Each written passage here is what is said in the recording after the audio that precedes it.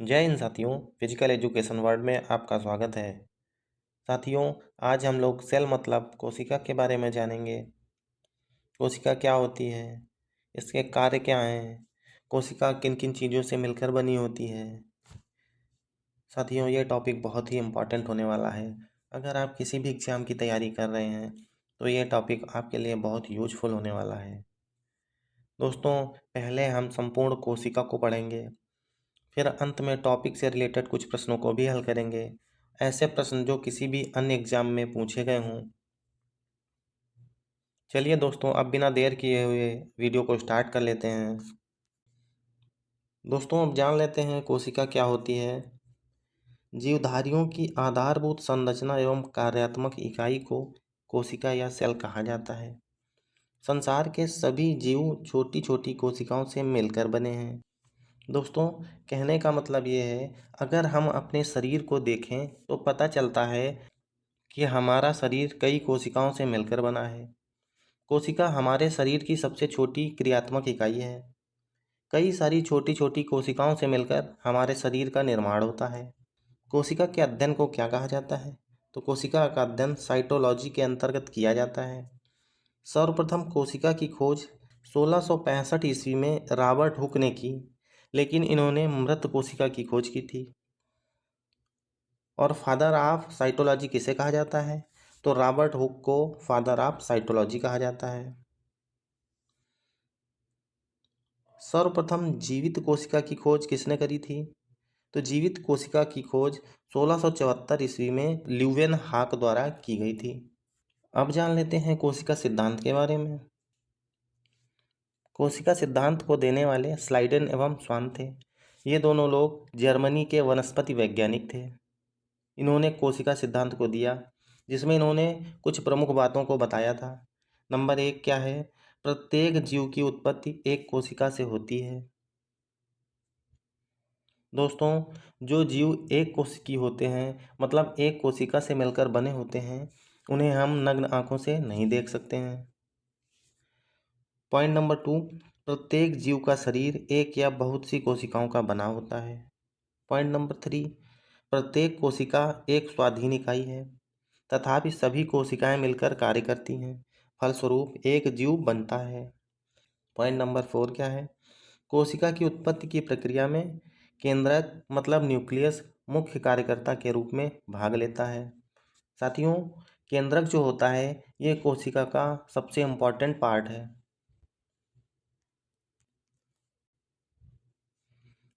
केंद्रक संपूर्ण सेल को कंट्रोल करता है। कहने का अर्थ ये है कि केंद्रक ही संपूर्ण कोशिका की कार्यप्रणाली का नियंत्रक है। दोस्तों, अब हम लोग कोशिका के भाग के बारे में जान लेते हैं। दोस्तों, दो प्रकार की कोशिकाएं पाई जाती हैं, जिसमें से पहली यूक्रायोटिक और दूसरी प्रोक्रायोटिक है।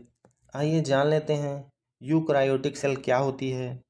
यह आकार में बड़ी होती है, इसमें केंद्रक होता है, एक से अधिक गुणसूत्र पाए जाते हैं। ये कोशिका जीव जंतुओं में पाई जाती है। कोशिका को चारों तरफ से घेरे रखने के लिए कोशिका झिल्ली पाई जाती है। आइए अब जान लेते हैं प्रोक्रायोटिक सेल के बारे में। यह आकार में छोटी होती है, इसमें केंद्रक नहीं होता है और इसमें एक ही गुणसूत्र पाया जाता है। यह कोशिका पेड़ पौधों में पाई जाती है। नीचे चित्र में दोस्तों देख सकते हैं, ये प्रोक्रायोटिक कोशिका है और ये दूसरी जो वृत्ताकार है ये जंतु कोशिका है, मतलब यूक्रायोटिक कोशिका है। दोनों को देखकर आपको पता लग गया होगा कि यूक्रायोटिक कोशिका वृत्ताकार होती है और प्रोक्रायोटिक कोशिका चौकोर टाइप में होती है। साथियों, डायग्राम की मदद से अब हम लोग इसके कुछ कंपोनेंट्स को जानेंगे। दोस्तों, ये हमारी जंतु कोशिका है। अब हम लोग इसके बारे में जान लेते हैं। इसका जो ये बाहरी आवरण होता है इसे सेल मेम्ब्रेन कहा जाता है, मतलब कोशिका झिल्ली कहते हैं।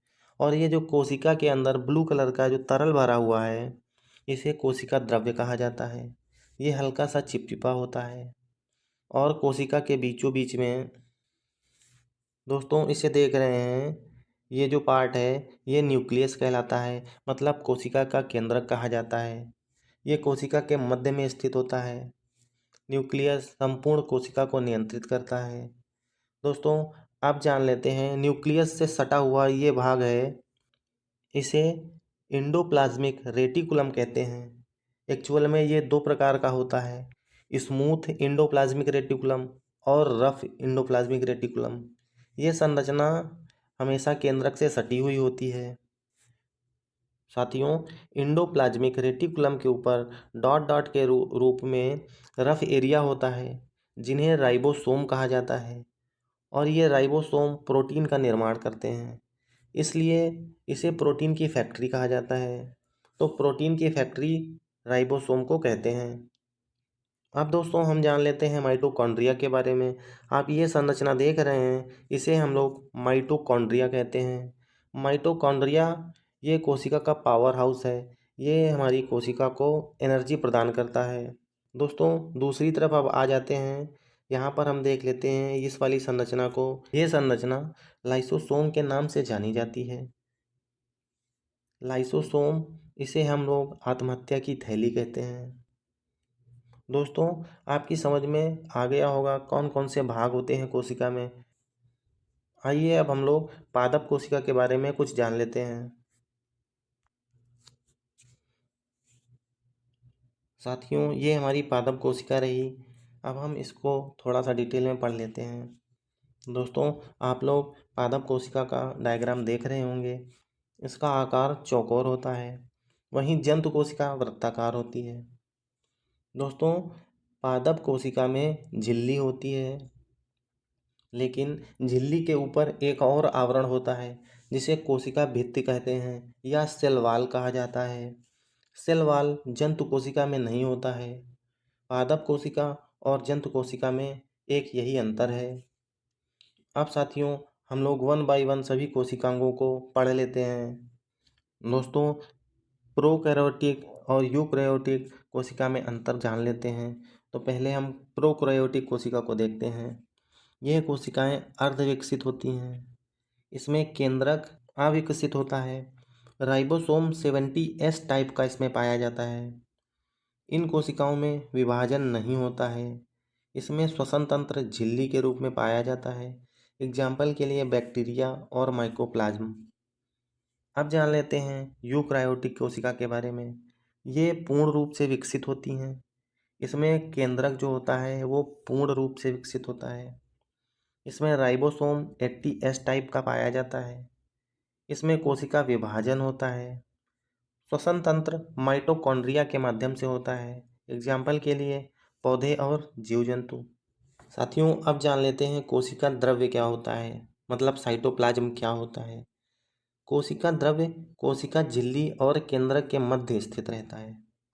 कहने का तात्पर्य यह है, जो कुछ भी झिल्ली के अंदर और केंद्रक के बाहर रहता है वो कोशिका द्रव्य या साइटोप्लाज्म कहलाता है। अब जानते हैं जैव द्रव्य मतलब प्रोटोप्लाज्म क्या होता है। यह रंगहीन होता है। यह कोशिका के जैविक भाग को बनाता है। यह कोशिका झिल्ली के अंदर स्थित होता है। कहने का तात्पर्य यह है, जो कुछ भी कोशिका झिल्ली के अंदर रहता है वह जैव द्रव्य कहलाता है। साथियों, डायग्राम की हेल्प से अब हम लोग साइटोप्लाज्म और न्यूक्लियोप्लाज्म को समझ लेते हैं क्या होता है। तो दोस्तों, साइटोप्लाज्म ये हल्का नीला कलर का संरचना जो चिपचिपी टाइप में दिख रही है पूरी कोशिका में, ये साइटोप्लाज्म होती है। वहीं हमारा केंद्रक बीचों बीच में पर्पल कलर का दिख रहा है आपको, इसके अंदर जो द्रव्य भरा है इसे हम लोग न्यूक्लियोप्लाज्म कहते हैं। अब दोस्तों, साइटोप्लाज्म और न्यूक्लियोप्लाज्म दोनों को मिला दिया जाए तो एक संरचना बन जाती है जैव द्रव्य, जिसे हम लोग प्रोटोप्लाज्म कहते हैं। तो दोस्तों, आपको समझ में आ गया होगा कि प्रोटोप्लाज्म जो होता है वो न्यूक्लियोप्लाज्म और साइटोप्लाज्म को मिलाकर बनता है। साथियों, अब जान लेते हैं कुछ कोशिकाओं के बारे में जो एग्जाम में बहुत ही पूछे जाते हैं। सबसे छोटी कोशिका किसे कहते हैं? माइक्रोप्लाज्म को सबसे छोटी कोशिका कहा जाता है। सबसे बड़ी कोशिका का क्या नाम है? तो ये शुतुरमुर्ग का अंडा होता है। मानव शरीर का सबसे छोटा कोशिका कौन सा होता है? तो ये स्पर्म होता है, शुक्राणु। ये मेल्स में पाया जाता है। वहीं मानव शरीर की सबसे बड़ी कोशिका कौन होती है? तो ये अंडाणु होता है, मतलब ओवम। ये फीमेल्स में ही पाया जाता है। मानव शरीर की सबसे लंबी कोशिका मतलब कि न्यूरॉन्स। साथियों, सबसे बड़ी कोशिका और सबसे लंबी कोशिका, इन दोनों में अंतर है।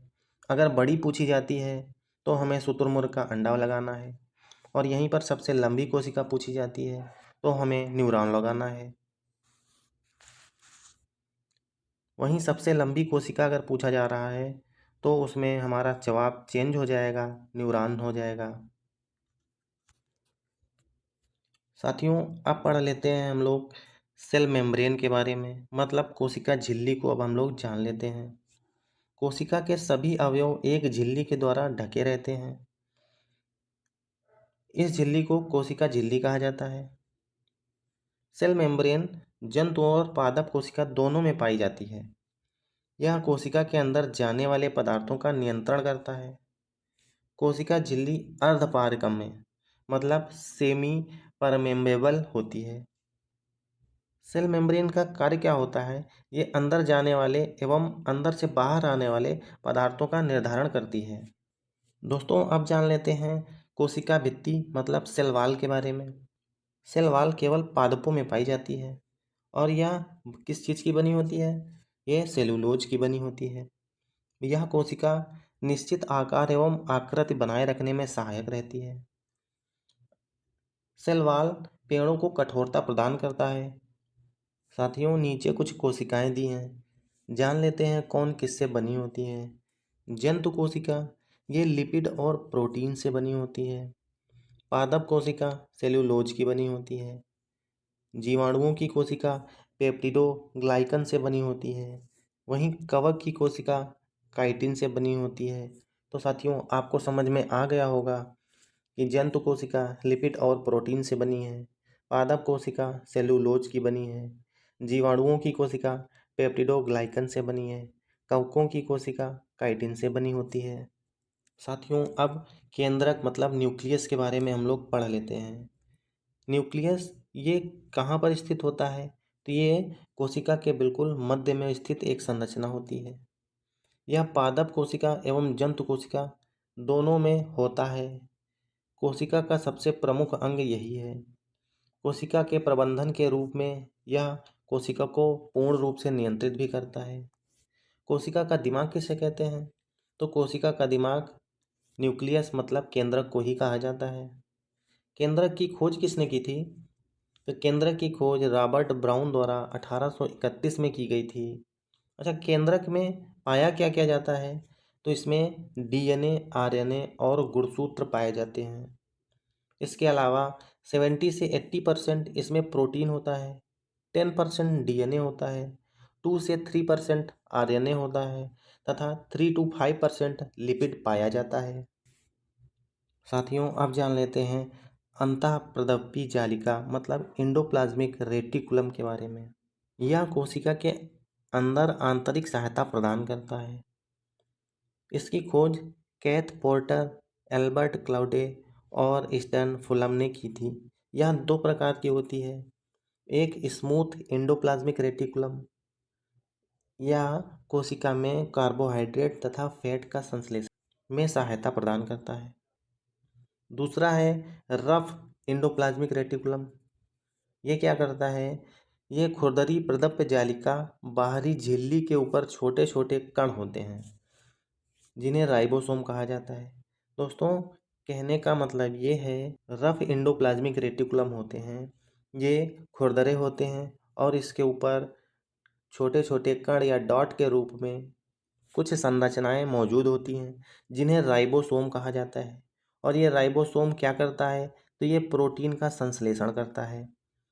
दोस्तों, डायग्राम में देख लेते हैं, ये हमारा न्यूक्लियस है मतलब केंद्रक है, और ये जो संरचना आप देख रहे हैं ये एंडोप्लाज्मिक रेटिकुलम है, और इस पे ये डॉट डॉट आप लोग देख रहे हैं, ये डॉट डॉट जो बनी हुई संरचना है इसे ही राइबोसोम कहा जाता है।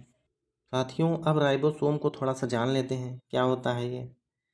राइबोसोम ये पादप कोशिका और जंतु कोशिका दोनों में पाया जाता है। राइबोसोम की खोज किसने की थी? तो जीई पैलेड ने इसकी खोज करी थी। कोशिका का जो सबसे छोटा अंग होता है उसे राइबोसोम कहा जाता है, या कह लीजिए कोशिका का सबसे छोटा अंग राइबोसोम है। राइबोसोम जो है ये राइबोन्यूक्लिक एसिड नामक अम्ल और प्रोटीन का बना हुआ होता है। राइबोसोम को क्या कहते हैं? तो राइबोसोम को प्रोटीन की फैक्ट्री कहा जाता है। राइबोसोम का कार्य क्या है? प्रोटीन का संश्लेषण करना इसका मुख्य कार्य है। साथियों, राइबोसोम दो टाइप का होता है। पहला 70S, यह छोटे जीवों में पाया जाता है जिन्हें बहुत कम प्रोटीन की आवश्यकता होती है, उनमें ये पाया जाता है, जैसे माइटोकॉन्ड्रिया और बैक्टीरिया में ये होता है। दूसरा 80S राइबोसोम होते हैं, ये बड़े आकार के होते हैं। ऐसे जीव जंतु जिन्हें ज़्यादा प्रोटीन की ज़रूरत होती है उनके शरीर में 80S राइबोसोम्स पाए जाते हैं, उदाहरण के लिए पौधे एवं जंतु। साथियों, अब जान लेते हैं माइटोकॉन्ड्रिया के बारे में। माइटोकॉन्ड्रिया की खोज किसने करी थी? तो माइटोकॉन्ड्रिया की खोज 1880 में कोलिकर द्वारा की गई थी। 1890 में अल्टमैन ने कोशिकाओं में इसकी उपस्थिति को बताया। अल्टमैन ने इसका नाम क्या रखा? अल्टमैन ने इसका नाम बायोब्लास्ट रखा था। वहीं 1898 ईस्वी में सी बेंदा ने इसका नाम माइटोकॉन्ड्रिया रख दिया। दोस्तों, आपकी समझ में आ गया होगा कि इसका नाम माइटोकॉन्ड्रिया कब पड़ा और किसने रखा। आगे जान लेते हैं। कोशिका द्रव्य में पाई जाने वाली गोलाकार अथवा सूत्राकार रचनाएं होती हैं। माइटोकॉन्ड्रिया दोहरी झिल्ली से घिरी होती है तथा इन उभारों को क्रिस्टी कहते हैं।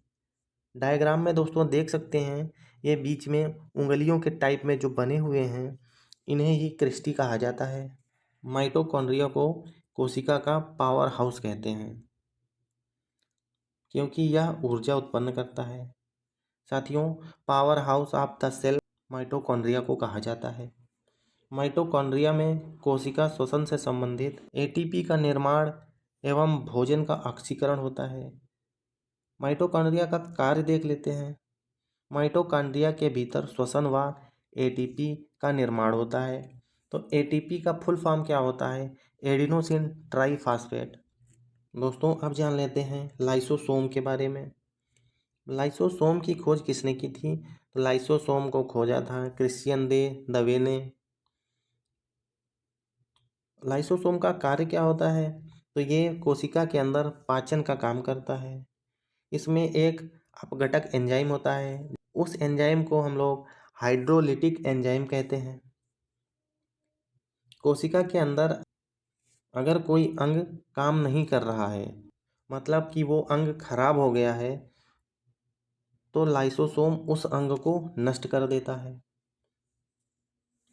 और यदि पूरी कोशिका ही कार्य नहीं कर रही है तो लाइसोसोम फट जाता है, जिससे पूरी कोशिका नष्ट हो जाती है। इसे आत्महत्या की थैली, सुसाइड बैग भी कहा जाता है। साथियों, कहने का मतलब ये है कि लाइसोसोम जो है आत्महत्या की थैली मतलब सुसाइड बैग भी कहलाता है। दोस्तों, जान लेते हैं गोल्गी बॉडी या गोल्जी काय को। गोल्गी बॉडी की खोज किसने की थी? तो 1898 में कैमिलियो गोल्गी ने इसकी खोज की थी। और इसका काम क्या होता है? तो पदार्थों का परिवहन इसका काम होता है, अर्थात यातायात में सहायक है ये, इसलिए गोल्गी बॉडी को यातायात प्रबंधक भी कहा जाता है। तो साथियों, हमारे शरीर का जो ट्रांसपोर्टर है वो गोल्गी बॉडी है। आइए अब जानते हैं तारक काय मतलब सेंट्रोसोम के बारे में। सेंट्रोसोम क्या होता है? ये केवल जंतु कोशिका में पाया जाता है। यह बेलनाकार एक संरचना होती है, डायग्राम में आप देख सकते हो। यह केंद्रक के पास में ही हमेशा मौजूद होती है। कहने का मतलब है साथियों, न्यूक्लियस के आसपास ही आपको सेंट्रोसोम देखने को मिल जाएगा। यह सेल डिवीजन में हेल्प करता है, मतलब जब भी कोशिका विभाजन होता है तो सेंट्रोसोम उसमें हेल्प करता है। आइए अब जान लेते हैं प्लास्टिड के बारे में, मतलब लवक के बारे में। में क्या होता है दोस्तों, प्लास्टिड केवल पादप कोशिकाओं में पाया जाता है। ये 3 टाइप का होता है। हरित लवक मतलब क्लोरोप्लास्ट, अवर्णित लवक ल्यूकोप्लास्ट, और तीसरा नंबर है वर्णित लवक मतलब क्रोमोप्लास्ट। अब थोड़ा सा डिटेल जान लेते हैं। क्लोरोप्लास्ट मतलब हरित लवक किसे कहा जाता है? तो हरित लवक भोजन का निर्माण करता है। यह पत्ती और तनों में पाया जाता है। हरित लवक के अंदर हरे रंग का पर्णहरित पाया जाता है। इसकी सहायता से पौधे प्रकाश संश्लेषण करते हैं। हरित लवक को पादप कोशिका की रसोई कहा जाता है। दोस्तों, कोशिका का रसोई घर हरित लवक को कहते हैं। आगे जान लेते हैं अवर्णीय लवक ल्यूकोप्लास्ट के बारे में। यह रंगहीन लवक है। यह पौधों के उन भागों में पाया जाता है जहां सूर्य का प्रकाश नहीं पहुंचता है। एग्जाम्पल के तौर पे जड़ें और भूमिगत तना। यह भोज्य पदार्थों का संग्रहण करने वाला लवक होता है। नंबर 3, वर्णित लवक मतलब क्रोमोप्लास्ट। इसके बारे में जानते हैं। यह रंगीन लवक है। यह लवक रंगों को प्रदान करता है, जैसे पुष्प, बीज आदि। देख लेते हैं दोस्तों, टमाटर में लाइकोपीन होता है जिसके कारण ये लाल रंग का दिखता है। वहीं गाजर में कैरोटीन होता है जिसके कारण इसका रंग होता है। चुकंदर में विटामिन होता है जिस वजह से ये लाल दिखाई देता है।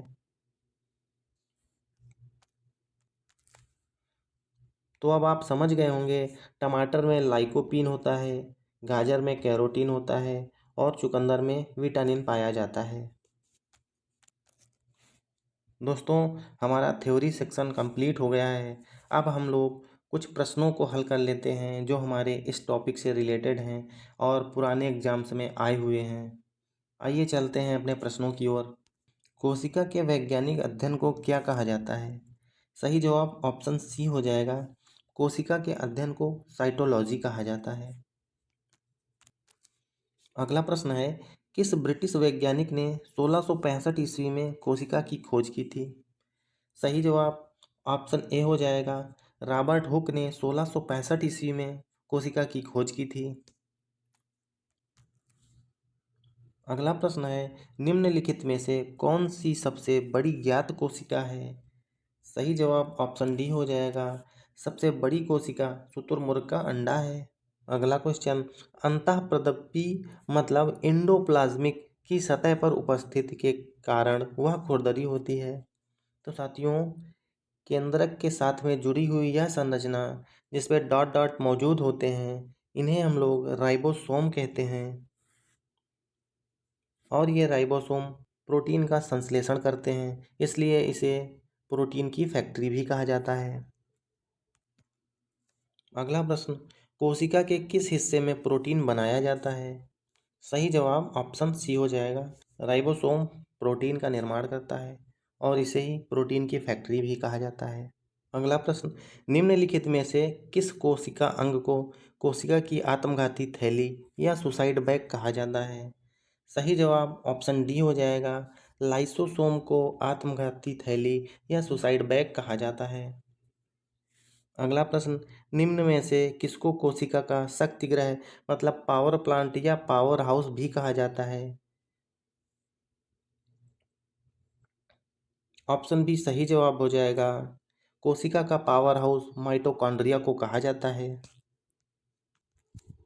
अगला प्रश्न, निम्नलिखित में से कौन सी कोशिकांग केवल पादप कोशिका में स्थित होता है? सही जवाब ऑप्शन बी हो जाएगा।